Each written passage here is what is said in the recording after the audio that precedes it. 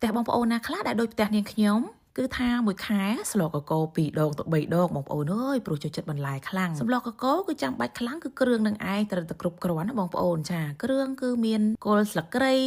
ย์กำเจ้าแล้วบางปอนหรือเมียดหรือเด้งจากเจี๊ยสลักกรอยซอยเลยมันเตะมันติดมันตัวจะบางปอนจ้าอย่างดะตักเจี๊ยรวยก็ยังกันเนี่ยขยมเธอตามระเบียบเนี่ยขยมกันหาก็โยมมาบอกบรรทายได้โปรเยอะตระการบรรทายจมูกนองกอลิงนังสดายใดហើយការបោកគ្រឿងវាធ្វើឲ្យគ្រឿងនឹងបែកជាតិឈ្ងុយខ្លាំងណាបងប្អូនហើយសម្លកកូគឺចាំបាច់ជាងគេគឺគ្រឿងនឹងឯងចារបស់ដែលខានមិនបានគឺប្រហុកបងប្អូនចាយើងច្រាំវាមកល្មមមកដើម្បីយកលីងជាមួយនឹងត្រប់ពុតញោមគ្រប់ពេលឯនេះខ្ញុំបើកកឡោប្រហុកគឺថាខ្ញុំឈ្ងុយប្រហុកគឺខ្ញុំកោពោះគ្រប់ឲ្យបងប្អូនអើយប្រហុកនេះគឺថាច្រាំឆៅក៏ឆ្ងាញ់ដែរចាប្រហុកយើងបានរួចរាល់យើងមកលីងប្រហុកជាមួយនឹងត្រប់ពុតញោមចានេះខ្ញុំក៏មកភ្លេចដែរជាមួយនឹងប្រេងឆា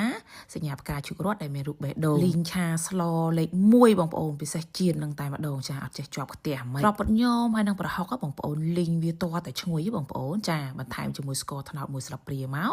កូរស្ករត្នោតជាមួយនឹងប្រហុកនិងត្រប់ពុតញោមមកឈ្ងុយទៀតចាំដាក់គ្រឿង70%ទុកទៅ30%ដាក់ចុងក្រោយបងប្អូនលីងវាឲ្យឈ្ងុយបងប្អូនណាចាំដាក់សាច់ជ្រូកចានិ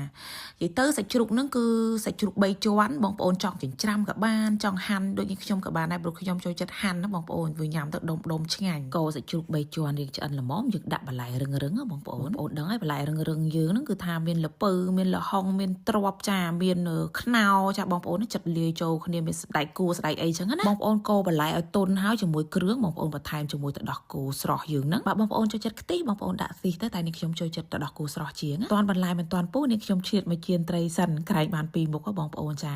ថ្ងៃនេះខ្ញុំជៀនត្រីរៀលគឺថាចូលចិត្តមែនតែនត្រីរៀលបន្លាក់តែម្សៅខ្នុរជាមួយនឹងប៊ីចេងចានត្រូវេកគឺហើយដាក់ជៀនចោលត្រឡប់មើលបន្លែគឺពុះល្មមអញ្ចឹងក៏អត់ភ្លេចទេបន្ថែមជាមួយនឹងប៊ីចេងចានត្រូវេក2ស្ព្រាមកខ្នុរកន្លះស្ព្រាសម្រាប់ទឹកត្រី2ស្ព្រាបាយបងប្អូនចាចាប់ដើមកូរវាម្ដងទៀតចាំដាក់ត្រីចាត្រីខ្ញុំដាក់បែបហ្នឹងគឺវាអត់រលួយត្រីទេបន្ថែមទឹកជាតាមការគួរព្រោះនេះខ្ញុំចូលចិត្តរបៀបរៀងខាប់មិនសូវជារាវពេកទេស្លកកូនោះបងប្អូនសម្លកកូញ៉ាំតែឯងក៏ឆ្ងាញ់បើបងប្អូនមានត្រីចៀនដូចនាងខ្ញុំទៀត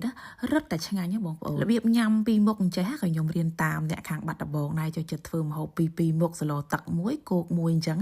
គឺគាត់ចូលចិត្តញ៉ាំរបៀបហ្នឹងខាងប៉ែកខាងបាត់ដំបងត្រីក្នុងសម្លក៏បានឆ្អិនយើងចាប់ផ្ដើមដាក់គ្រឿង30%ឲ្យអស់មកបងប្អូនសម្លយើងកាន់តែដាស់ក្លិនហើយបងប្អូនអើយចាបងប្អូនដឹងទេគ្រឿង30%ដាក់ក្រោយអញ្ចឹងគឺកាន់តែឈ្ងុយបងប្អូនហើយយើងមកចប់ជាមួយនឹងបន្លែខៀវបងប្អូនណាជាមួយម្ទេសខ្មាំងឯហ្នឹងហើយកុំភ្លេចដាក់ជាមួយនឹងប្រេងឆាបន្តិចឲ្យបន្លែយើងទន់ល្អហើយពណ៌វានៅស្រស់ស្អាតតែម្ដងចារឹតតែឆ្ងាញ់ណាបងប្អូនមុខម្ហូបសម្លកកូររបស់ខ្មែរយើងគឺបានរួចរាល់ហើយបងប្អូនណាអញ្ជើញអំពុំមីងបងប្អូនពិសាបាយជាមួយនឹងខ្ញុំបងប្អូនអើយគឺខ្ញុំស្រទឹកមាត់ហើយពងអដួសហ្នឹងក្លៀនខ្លាំងតែម្ដងពិសេសត្រួយម្រះត្រួយលពៅខ្ញុំចូលចិត្តណាស់សម្លកកូរតើឡើងវិញតិចបានឆ្ងាញ់ហើយមួយមុខនេះគឺដឹងតែចុះម្ហូបជាងបាយឯងបាយតិចជាងម្ហូបហើយសំធ្លាក់ព្រៀងទៅស្រេចបងប្អូនអើយដាក់អីក៏ចុះដែរបាយនោះវាបាយមួយថ្ងៃជាងការ3ពេលបានសឡហត់ក្តៅវាស្រួលខ្លួនហ៎បងប្អូនចាយើងក៏ការពារផ្ដាសាយបានដែរចាពូខែធ្លាក់ភ្លៀងខែតិចខ្យល់បក់អញ្ចឹងណាជំងឺក៏វាច្រើនចាផ្ដាសាយក្អកក្តៅខ្លួនឯហ្នឹងបងប្អូនច្រើនណាស់អញ្ចឹងព្យាយាមរកបន្លែរកអ្វីក្តៅញ៉ាំឲ្យជាប្រចាំណាបងប្អូនដើម្បីវាសម្រាប់មេរោគក្នុងបំពង់កយើងកុំសូវញ៉ាំតិចពេកចាឥឡូវនេះឃើញថាក្មេងៗតែទាំងចាស់ទាំងអីហ្នឹងផ្ដាសាយច្រើនក្តៅខ្លួនច្រើនផ្លាប់ដោយអាកាសធាតុណានេះខ្ញុំញ៉ាំចំគ្រាប់ពុតញោមមកគ្រាប់បងប្អូននោះឈ្ងុយ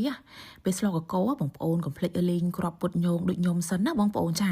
លេងជាមួយប្រហុកអញ្ចឹងគ្រាប់ពុតញោមយើងឈ្ងុយតែហ្មងបងប្អូនអត់កពុលទេហើយសម្លកកូរនេះបងប្អូនញ៉ាំជាមួយត្រីចៀនក៏ត្រូវគ្នាម៉េចថាវាស៊ីគ្នាតែហ្មងបងប្អូនចាអូហូយបងប្អូនមុនដំបូងថាចុះតាសឡទេដល់វគ្គត្រីចៀនមានអារម្មណ៍ដាក់ចូលមាត់ហើយលេងសេះឃ្លានបាយហ្មងអញ្ចឹងថ្ងៃនេះខ្ញុំស្រួលបាយមួយចានហ្នឹងដាច់ផឹងហើយបងប្អូនអើយចាដាច់ទាំងបាយដាច់ទាំងសឡហើយមើលទៅចាបើឆ្ងាញ់គ្រប់មុខយ៉ាងហ្នឹងអរគុណបងប្អូនដែលទស្សនាវីដេអូនេះខ្ញុំតាំងពីដើមរហូតដល់ចប់ជូនពរបងប្អូនសុខភាពល្អរកទទួលទានមានបានគ្រប់ក្រុមគ្រួសារបាយជម្រាបលាជួបគ្នានៅវីដេអូក្រោយ